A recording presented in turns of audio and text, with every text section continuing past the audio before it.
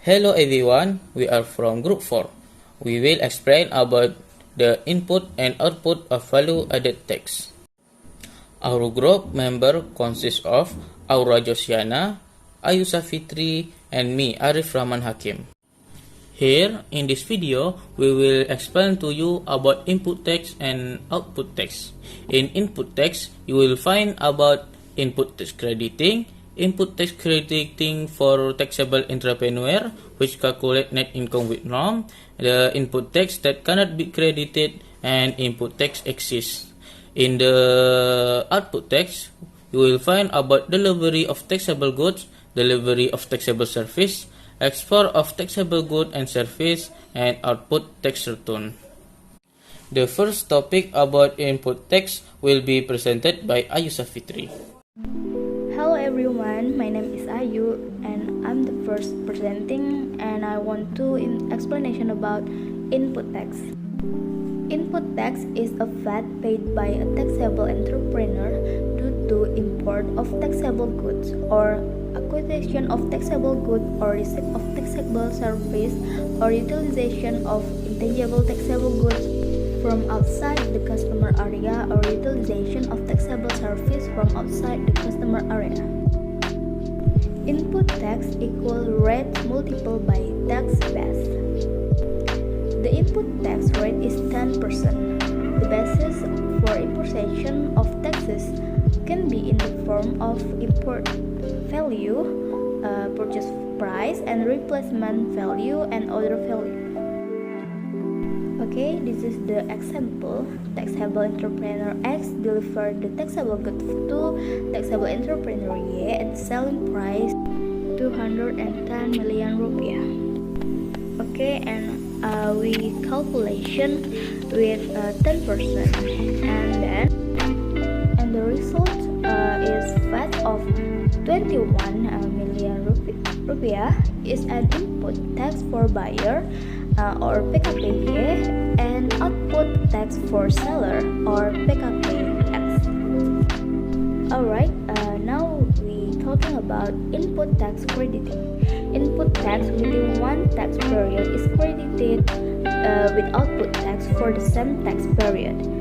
Input tax can be credited from the output tax if it meets the following condition. The first one, the input tax is recently related to business activities, and the second, input tax on taxable good and or taxable service is used for delivery that is subject to VAT, and the third, input tax accompanied by a valid tax invoice, and the last, input tax that can be credited by not yet credited with output tax during the same tax period can be credited in the next period not later than 3 months after the end of the relevant tax period, as long as it has not been changed as example and has not been audited.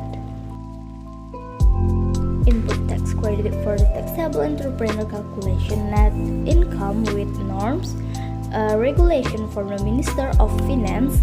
The first one, taxable entrepreneur is an individual taxable entrepreneur who chooses to be subject to income tax by using the net income calculation norm based on Article 14 of Law Number 7 of 1983 concerning income tax as amended several times, most recently by Law Number 17 of 2000.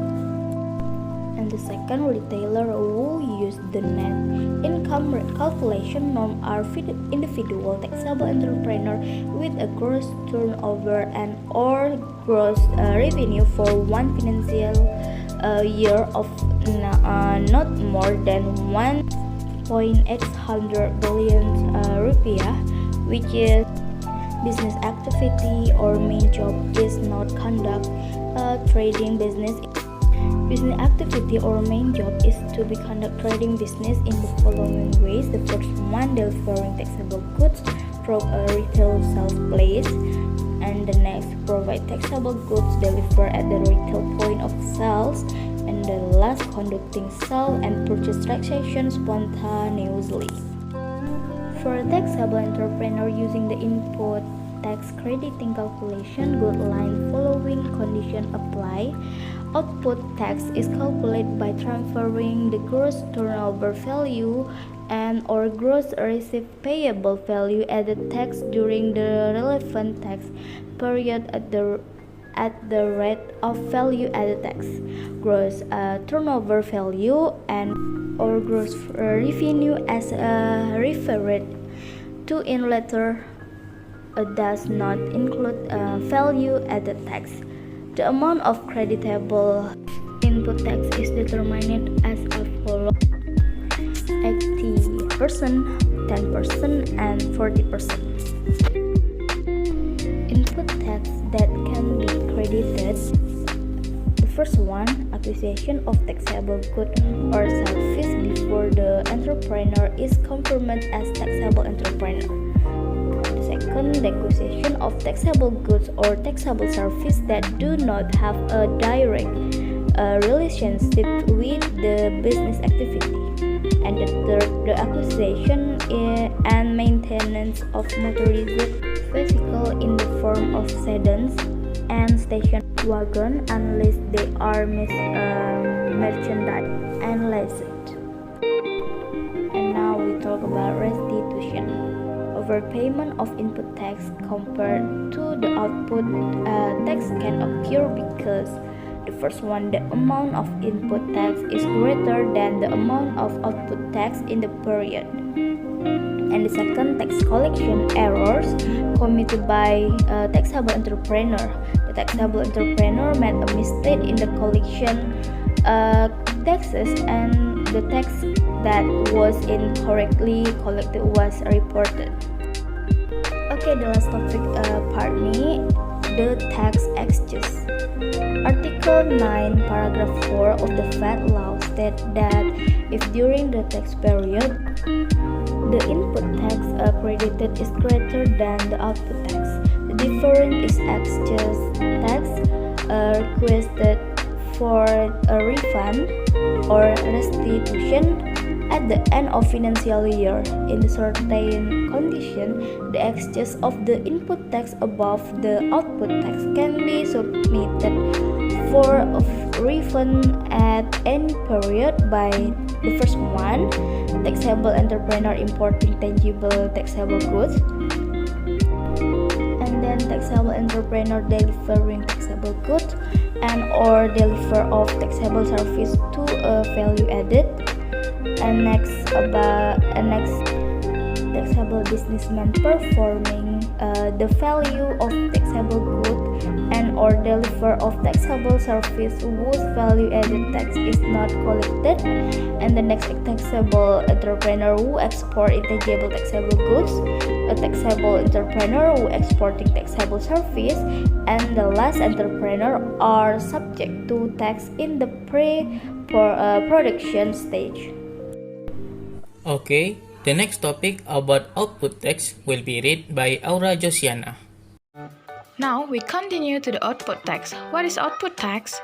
It is a tax collected by taxable entrepreneur from the activity of selling or delivering value-added taxable goods or services to the customer, either in cash or credit, calculated from net selling price of 10%. Now, how to know the output tax? We multiply the rates with the tax base. The output tax rate is 10%, but for export of tangible and intangible taxable goods or export the taxable services by taxable entrepreneur, the tariff is 0. Why? Because the government wants to increase the export activity in Indonesia. After we know the definition and how to get the output tax, we move to the example. There are 2 examples. First, taxable entrepreneur Ali Group sell taxable goods to Sangwo Corporation at selling price 40 million. How much the output tax must be collected by Ali Group? We multiply 10% with the 40 million and we get 4 million. It is the amount that must be collected by the taxable entrepreneur. The second example, how if the price includes VAT? We need to determine the dasar pengenaan pajak first. We get it from 100 per 110 multiplied with selling price or replacement value. Here are the example. PT Sani sells taxable good to PT Grace at price 220 million. This price include VAT. First, we need calculate dasar pengenaan pajak first. 100 per 110 multiplied by 220 million, we get 200 million. And next, we need to calculate VAT payable with 10% multiplied by 200 million, and we get 20 million. It is the amount of the output tax. The next topic about delivery taxable good. According to law number 42, 2009, Article 1, number 3, taxable good are tangible good which, according to their nature or law, can be in the form of movable good and intangible good which are taxed under the law. Based on the definition, delivery taxable goods are first, transfer of right taxable good due to an agreement. It can be purchase, exchange, sale, and purchase installment or other agreement that result in the transfer of right the goods. The second, transfer of taxable good due to a lease or lease agreement. The third, delivery of taxable good to an intermediary trader or through the auctioneer of the government or appointed by the government. The fourth, utilized for their own interest and free gift of taxable good. Fifth, taxable good in the form of inventories and or assets which according to their original purpose are not for sale, which are still remaining at the time of dissolution of the company. And the sixth, delivery of taxable good from the sender to the branch of vice versa, or delivery of taxable good between the branch. After we know the delivery of taxable goods, now we move to delivery of taxable services. According to the law number 18 of 2000 and number 42 2009, Article 1 number 6, jasa kena pajak is any services activity based on engagement or legal action that cause an item or facility or provide convenience or right to be available for use, including the service performed to produce good due to order and the material and instruction from the customer. And then you must know the requirement of the delivery taxable services. First, the services provided are taxable services. Second, delivery is made within the custom area. And third, delivery is carried out in business activities or work. Next topic about export taxable goods. What is export taxable goods? It is every activity of releasing tangible taxable goods from within the custom area to the outside custom area. And how about export taxable services? It is delivery of taxable services from within the custom area to the outside of custom area by a taxable entrepreneur who produce or export taxable services on basis of order or request from the buyer outside the custom area. And now we move to our last material about what is tax invoice return. Tax invoice return made to correct the error in filling invoice data by the party receiving the invoice or the buyer. The tax invoice return document is known as the tax invoice return note, which must be made by the PKP buyer to the seller. So, what is the effect of returning tax invoice for PKP and VAT deposit? The following are some effects of returning tax invoice. First, it will reduce the VAT of the seller's PKP output if it has been previously reported. The second, reduce the buyer property or PKP cost if the input VAT cannot be credited so that the capitalization or exemption is carried out. The third, reduce the buyer PKP input VAT if previously credited. And the fourth, reduce asset or ordinary if previously capitalized or charged by non-PKP buyers. And 5, taken into account when a return note is generated. The last, it is calculated when the return note is received.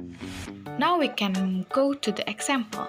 PT Skylight as a PKP in October 2018 submitted the taxable good as to follow to PT Raini with a contract value 385 million excluding VAT, to PT Cloudy with a contract value 715 million including VAT, and to Sani Cooperative which is not PKP with a value 275 million including VAT.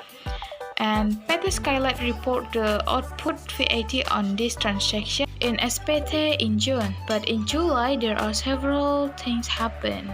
The details are: PT Raini returned a value of 35 million and a replacement is made.